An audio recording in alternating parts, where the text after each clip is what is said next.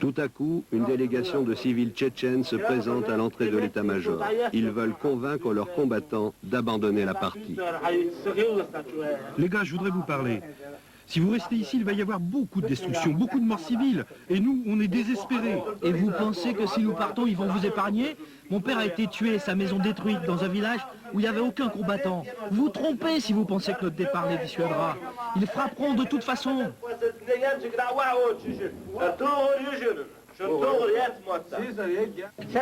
Pourtant, ils ont dit qu'ils frapperont si vous êtes là, et qu'ils ne frapperont pas si vous n'y êtes plus. Eh bien, ils mentent. Ils mentent. Mais j'avais entendu dire que vous alliez renoncer, que vous ne résistiez plus et que vous alliez partir.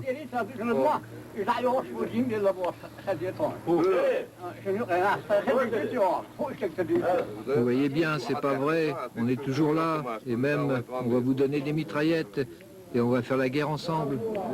Chacun reste sur ses positions. Mais bientôt, l'artillerie russe et les hélicoptères de combat vont trancher définitivement la question.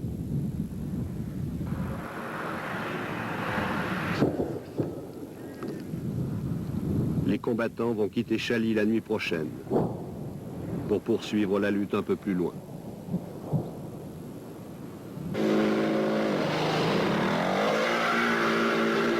Ils ont déjà déménagé 3 fois, sans cesse, rattrapés par la guerre.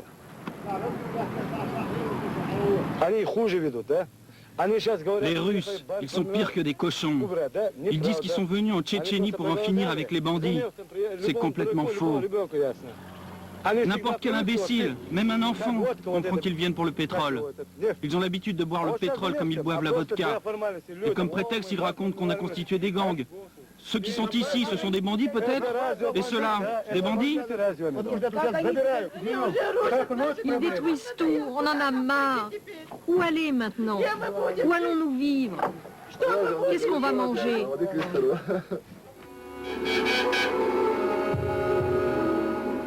Dans quelques heures, ils le savent, Chali succombera sous les bombes russes.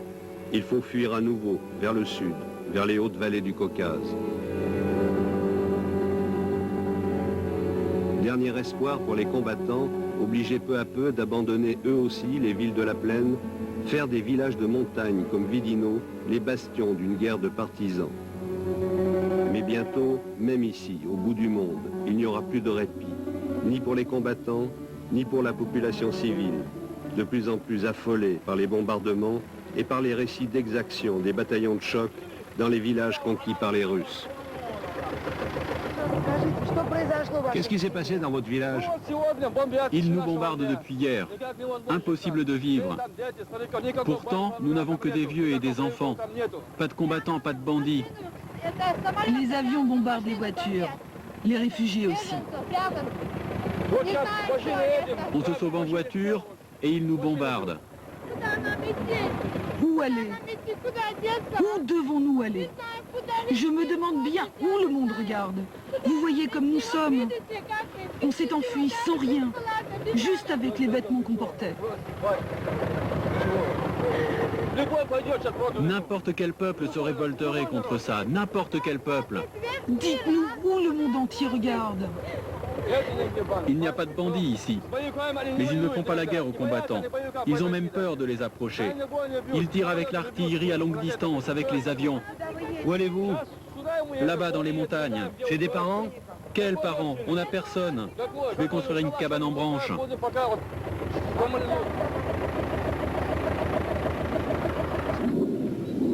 Et toujours cette menace au-dessus d'eux.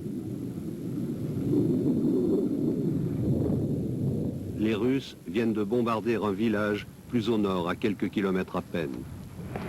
Elles ont suivi à peu près le même itinéraire que nous, mais à pied, près de 200 kilomètres à travers un pays en guerre.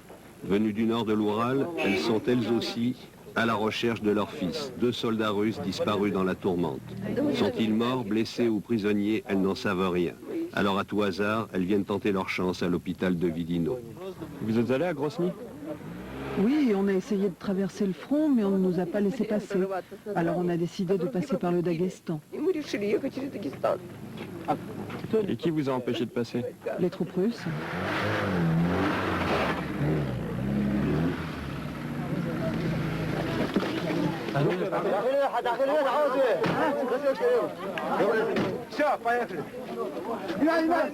Côte à côte, dans la salle d'opération, des médecins tchétchènes et une équipe de Médecins sans frontières Belgique.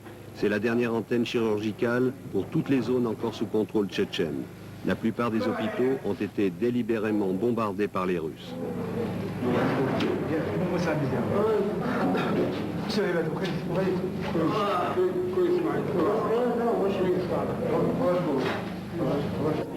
Pauvres mères qui pleurent, qui viennent de si loin et qui se retrouvent en pleine guerre. Je viens de Grosny à pied et je n'ai pas retrouvé mon fils. On me dit qu'on l'avait vu ici ou là, mais impossible de retrouver sa trace. Et puis, l'arrivée de nouveaux blessés du dernier bombardement se précipite.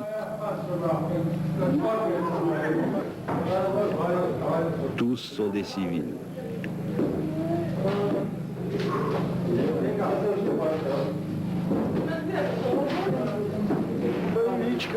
La plupart vont mourir.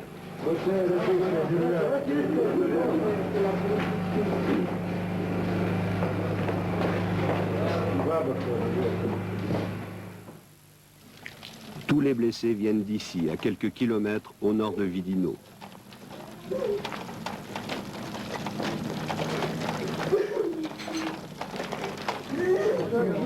Il y a 2 heures à peine, 5 ou 6 chasseurs bombardiers ont lâché leurs roquettes et leurs rafales de mitrailleuses.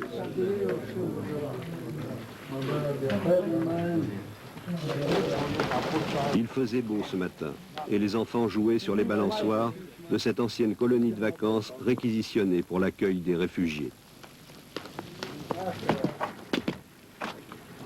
« 10 morts en tout, des dizaines de blessés, dont plusieurs enfants.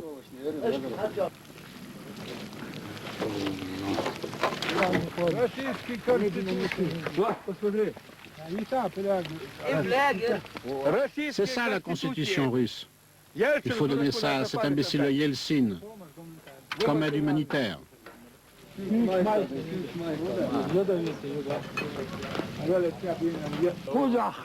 J'ai prévenu les enfants de ne pas sortir, de ne pas aller dans la cour, de ne pas s'approcher des balançoires, pour qu'on ne puisse pas les repérer depuis les avions.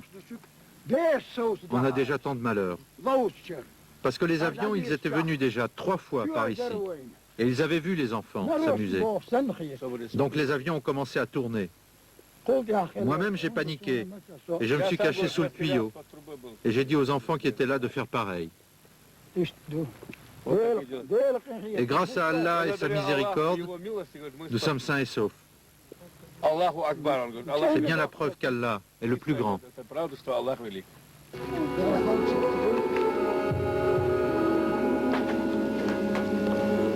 Et pour les rescapés, c'est à nouveau la fuite, toujours plus loin, vers un impossible refuge.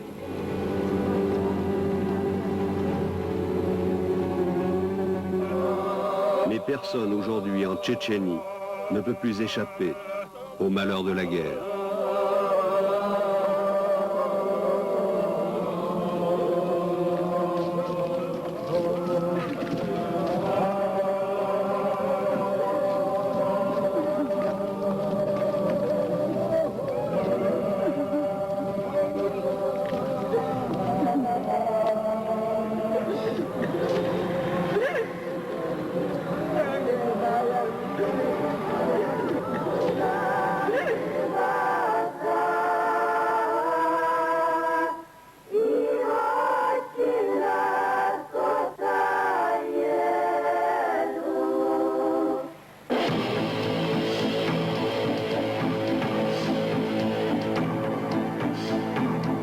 Marcel Tria, bonsoir.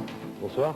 Je crois qu'il faut d'abord revenir sur les conditions de tournage. Il n'est jamais simple de couvrir une guerre, mais en particulier celle qui se déroule aujourd'hui en Tchétchénie. Oui, avec Franck Brisset et Roland Madura, on n'a pas senti les Russes particulièrement enthousiasmés de nous laisser filmer leurs exploits à Grosny et ailleurs. On les comprend d'autant plus qu'il est bien difficile pour eux de censurer les journalistes étrangers comme ils le font systématiquement pour l'ensemble des médias russes. Alors, tout autour, comme au plus beau temps de l'Ancien Régime. Alors tout autour de la Tchétchénie, en particulier des zones tenues par les Tchétchènes, il y a un véritable cordon sanitaire, des barrages sur toutes les routes, on ne passe pas, même avec des laissez-passer en bonne et due forme. Et on risque à tout moment d'être refoulé, de se faire prendre ses cassettes, ou pire, puisque un certain nombre de journalistes ont disparu dans la région. Malheureusement pour les Russes, les Tchétchènes, eux, ont tout intérêt à nous permettre de témoigner sur ce qui se passe en Tchétchénie, et ils se sont ingéniés à nous aider à contourner les lignes russes, à tromper la vigilance des Russes. Et par exemple, combien de kilomètres avez-vous parcouru avec votre équipe pour réaliser ce reportage? Finalement, plusieurs centaines de kilomètres, parce qu'il a fallu tourner autour de la Tchétchénie, rentrer par un côté, puis rentrer par un autre, en ressortant par les petites républiques autour. Et je dois dire que l'extraordinaire hospitalité des Tchétchènes nous a beaucoup aidé à supporter les horreurs d'une guerre particulièrement écœurante, parce que c'est une guerre contre un peuple pratiquement sans défense. Alors cela dit, Marcel, sur le fond, le contentieux entre les Russes et les Tchétchènes ne date pas d'hier. Oui, les Tchétchènes ont toujours donné du fil à retordre aux Russes. Déjà au XIXe siècle, il avait fallu plus de 40 ans à la Russie tsariste pour mettre au pas la Tchétchénie et l'annexer. Du temps de l'Union soviétique, ça s'est très mal passé aussi, puisqu'en février 1944, sur ordre de Staline, l'ensemble de la population tchétchène a été déportée en Sibérie. Alors on est allé chercher même les soldats qui étaient sur le front, dont certains héros de l'Union soviétique, pour les déporter aussi avec les autres. Le prétexte, c'était collaboration avec les Allemands. Or, la Wehrmacht n'a jamais mis les pieds sur le territoire tchétchène. Alors bon, par exemple, les femmes, les enfants ont eu 10 minutes pour se préparer. Les vieux, les malades qui ne pouvaient pas se déplacer ont été exécutés sur place. Et un trajet de 2 semaines, 3 semaines, dans des conditions épouvantables, dans des wagons à bestiaux, pratiquement sans boire et sans manger. On estime que 55% environ d'une population de 700 000 personnes est morte au cours du voyage ou dans les premiers temps. Et ça, c'est une cicatrice impossible à oublier pour les Tchétchènes. Et puis l'histoire bégaye, on va dire, il y a 4 mois, lorsque Boris Yeltsin décide d'intervenir et d'arrêter toutes les velléités d'indépendance de la Tchétchénie. Oui, alors le Caucase, il faut savoir que c'est une mosaïque de républiques et de peuples plutôt remuants. C'est une zone de tension habitée par des gens qui ont plutôt le sang chaud. Et le président élu de Tchétchénie, Djokhar Doudaïev, ancien général de l'armée soviétique, avait décrété unilatéralement, et peut-être un peu dangereusement, imprudemment, l'indépendance de la Tchétchénie. Alors les Russes ont eu peur de la contagion. Et ils se sont dit, on va écraser les rebelles pour faire réfléchir les autres. Et ils n'y sont pas allés de main morte. Ils ne sont pas allés de main morte, c'est une stratégie brutale mais efficace, puisque les Tchétchènes espéraient l'embrasement du Caucase pour les défendre, mais paralysés par la peur, les autres républiques n'ont pas bronché. Une dernière question, Marcel. Comment vous expliquez l'indifférence des nations occidentales devant ce qui se passe en Tchétchénie aujourd'hui ? Elle est particulièrement surprenante parce que les méthodes utilisées en Tchétchénie par les armées d'occupation russes rappellent les atrocités nazies, exécutions sommaires, massacres de population, destruction massive, torture, utilisation d'armes terrifiantes, par exemple des bombes à aiguilles, c'est-à-dire en fait contenant des milliers de petits clous à ailettes qui partent dans tous les sens, ou alors ces bombes à fragmentation dont les éclats sont eux-mêmes des petites bombes qui vont exploser dans le corps des blessés. Donc des choses absolument insupportables. Et on comprend mal que les Occidentaux n'aient pas réagi. Alors bien sûr, il ne faut pas faire de peine à l'ami Boris Yeltsin, qui prépare pour le 9 mai la commémoration de la victoire sur le nazisme. Et vous savez, c'est un peu... les dirigeants occidentaux s'empressent de dire c'est une affaire intérieure à la Russie. C'est un peu comme si vous entendiez chez vos voisins les hurlements d'un enfant qu'on est en train de martyriser, que vous vous disiez je ne m'en occupe pas, c'est pas mon affaire, c'est une affaire de famille. Alors, Sergueï Kovaliev, qui était un ami de Sakharov, qui est un ancien du Goulag, et que Boris Yeltsin lui-même avait nommé délégué aux droits de l'homme de la Russie. En revenant de Grozny, où il était au plus fort des bombardements, n'a pas mâché ses mots, il a dit on ne peut pas vivre dans un pays dirigé par des menteurs et des salauds.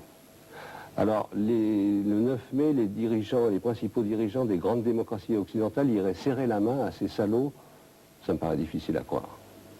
Merci Marcel.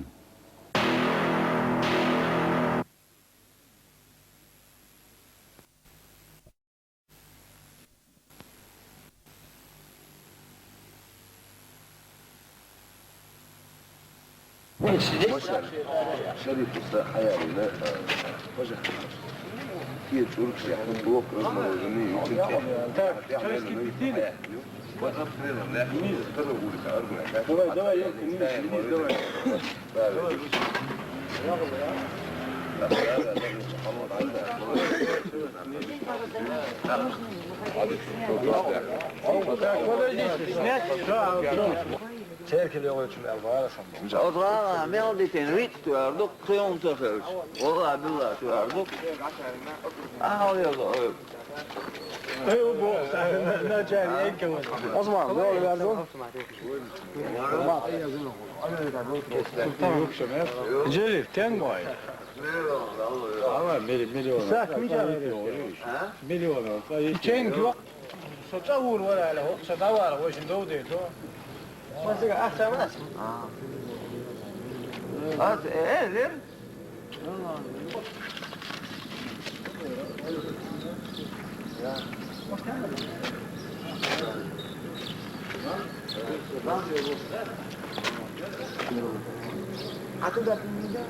там свет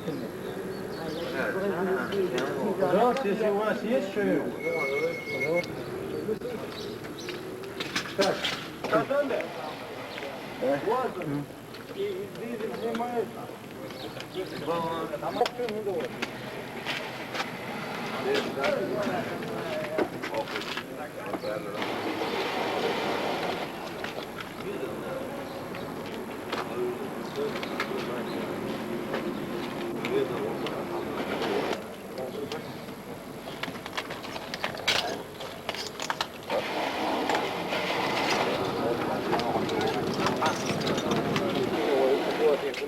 ايوه دول بياتي بياخدوا ده وياكل شويه ده تقول شيء ما اخذ واحد في ما عنده ما هو ما عرفني كده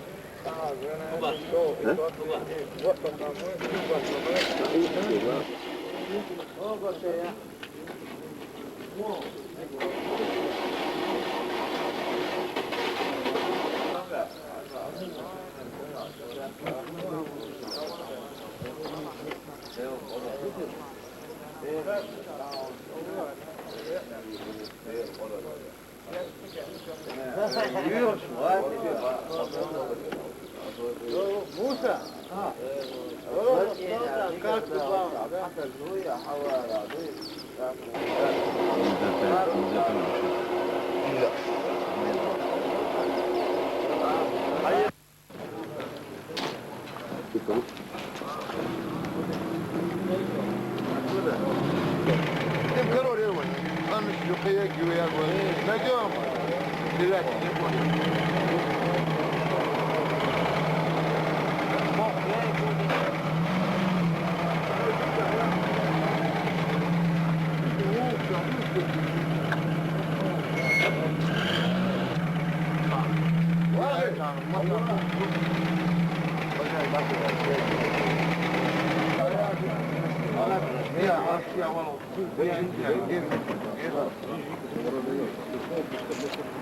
Серьезно, ну ли бача, да? Ох, уж это.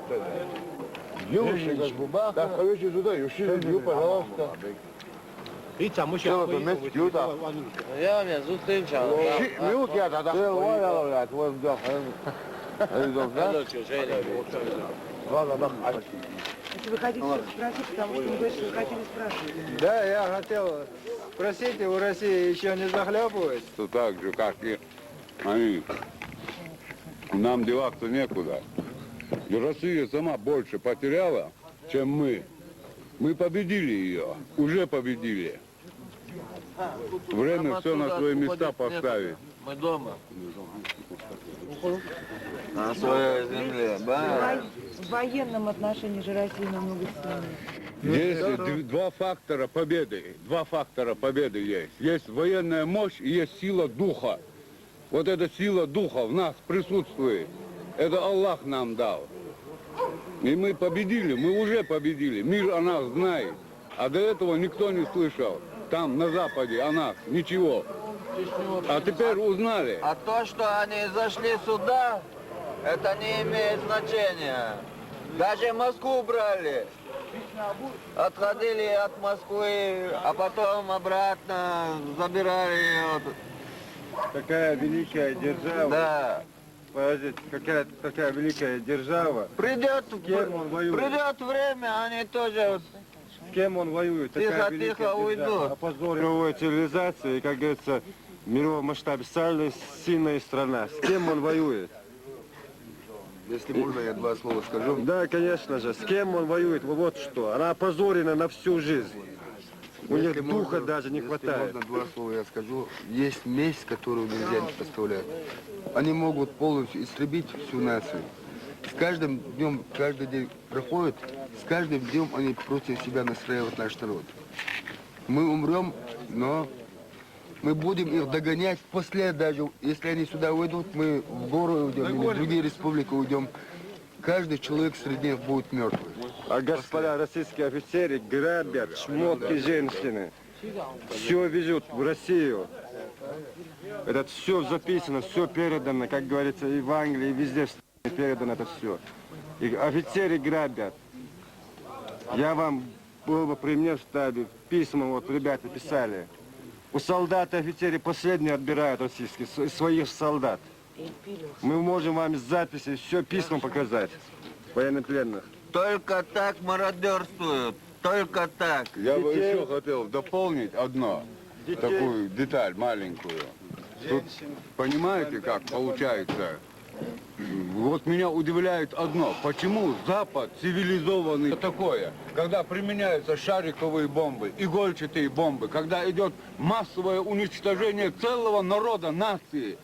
Вы же образованные люди, неужели вы не понимаете, что творится? И неужели у вас нету голоса? Требуйте от своих правителей справедливости в этом отношении. Это же позор. Это мы гордимся, а опозорены вы все. Отмывайтесь перед нами. Если два журналиста, то из них трое работники ФСК. Да.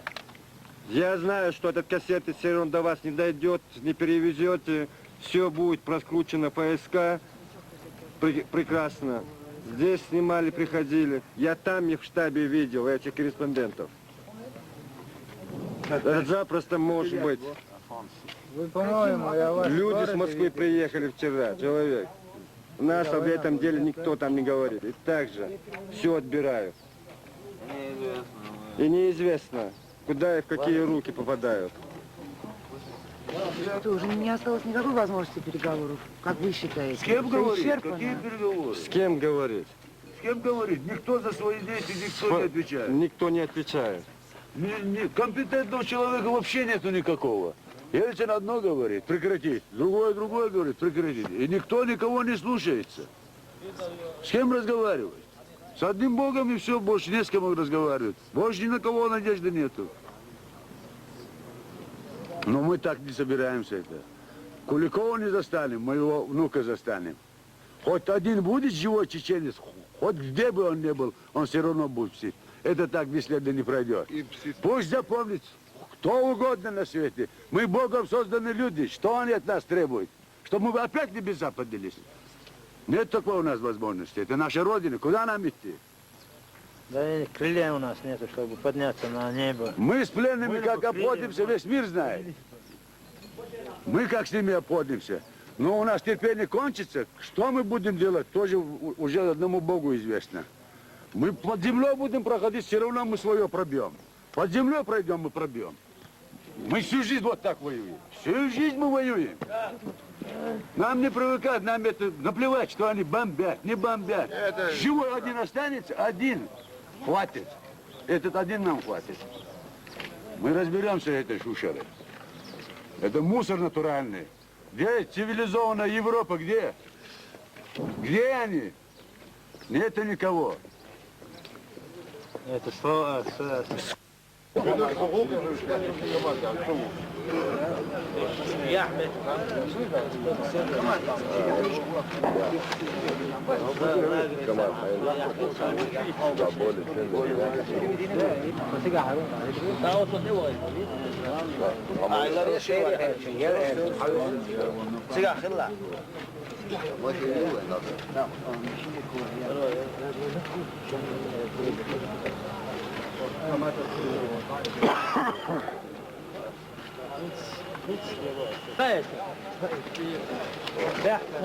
وين شو تقول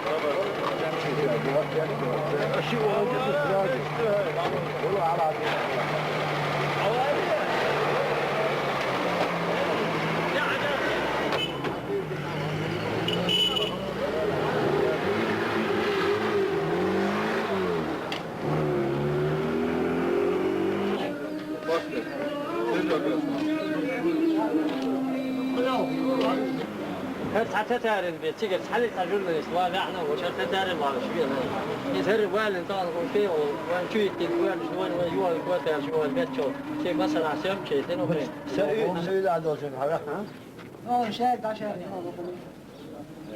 عشان اللي في سيس التام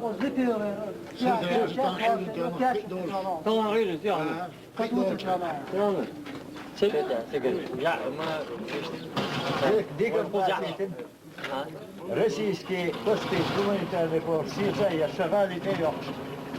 أنا في شيء صار شيء صار ويش وليش حبوها تعرفي مش تابع شيء هرشة جل الاستوى سجع تلفزيون الشعب مثلا دقيت ويد هذا الحال ثلاثة تمنية والله قريب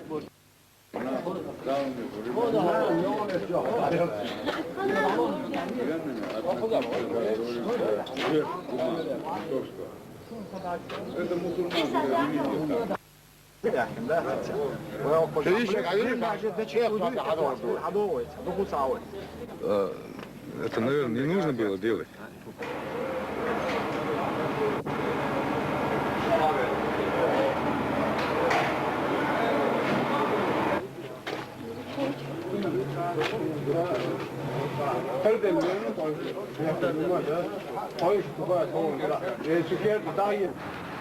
Что вы здесь делаете, в Шали?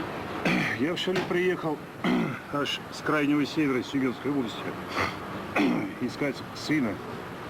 Я уже раз находил его, но как раз бои были сильные, мне солдаты не отдали. Я уехал домой снова на север, жена осталась здесь, и жена потеряла солдата. Когда я приехал, там друзья по работе спрашивали, как съездил, какая обстановка. Я рассказал всю эту обстановку, и корреспондент газеты даже напечатал вот в нашей местной газете «Когалымский рабочий» статью «Отец солдата». Знаешь, не успел я домой приехать. Не успел я домой приехать, как меня догнала телеграмма. Потеряла сына. И вот жена здесь ищет сына, а я приехал теперь их искать обоих. Обоих. Сейчас нету ни жены, нету ни сына. Вот приехал на машине своим ходом, аж оттуда, там еще по льду, по ледовой переправе. Там у нас очень холодно на севере. Но приехал сюда вот, в Чечню, искать жену, искать сына. Вот в настоящий момент я и здесь. А откуда вы знаете, что он в плену? А то, что он в плену, я узнал из газеты «Аргументы и факты». «Аргументы и факты». Здесь написано, что чеченские женщины были в Москве и передали список военнопленных. И вот согласно этому списку я выехал сюда искать своего сына. Вот по этой газете, да. И там есть фамилия вашего сына, да? Да, здесь отлично написано. Федотов Александр Николаевич. Пацаненок прослужил 4 месяца и в бой. Ну, ясно дело, сразу был подбит и пленен. Вот с тех пор ни слуха, ни духа нет о пацане. Вот приехали искать его сейчас, пацана. Помогают мне чеченские товарищи искать. Вот поэтому я здесь. Как с вами вообще обходятся чеченские? Чеченское население, я прямо скажу, дружелюбное. Дружелюбное. Я скажу прямо, что здесь я себя в большей безопасности чувствую, нежели там, где российские войска. Потому что там страшный досмотр, обыскивают. Но здесь я спокойно себя чувствую. Здесь я не чувствую такого неприятности какой-то. Отлично. Просто мне хочется найти сейчас сына. И согласно вот газете, обещает отдать родителям. Думаю, ну, забрать сына, если найду. Мой сын в плену, да. Что вы думаете об этой войне? Эта война ужасная. Мы сегодня на машине проехали туда, где частные дома, частный сектор, где мирные жители. Там абсолютно никаких военных объектов нету. Там никогда не собирались там, ну, солдаты, что ли, добровольцы вот эти. Просто ударили туда очень страшной силой, бомба туда ударила. Квартал, целиком квартал снесло. Там даже, ну, домов нету, как такой силы. И для чего ударили, ну, мирные дома там, ну, не было там никакого военного объекта. В общем, складывается впечатление, они лупят, ну, кого, зачем, они не соображают. Или страху нагоняют, или уничтожают, просто делают людям неприятность. Это страшно. Я не был в войне 41-го года, но это, вот сейчас я посмотрел, это ужасное. Это ужасное. Что творят наши российские войска? И чей приказ они выполняют? И кто должен ответить за это? Кто-то должен. Кто-то должен ответить. Почему я на машине сбил пешехода, меня судят, в тюрьму на год сажают, а тут столько людей перебило, и неужели суда не будет им? Должны кто-то ответить за все вот это.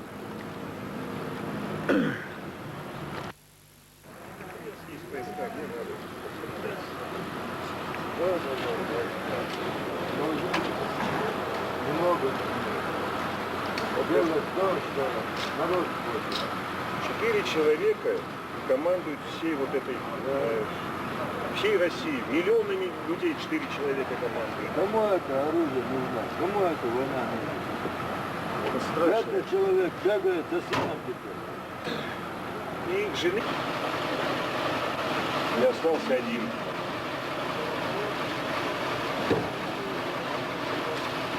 Страшно. Да, дочка еще. Ну, дочка есть. Да, дочка. ну. Лучше вот.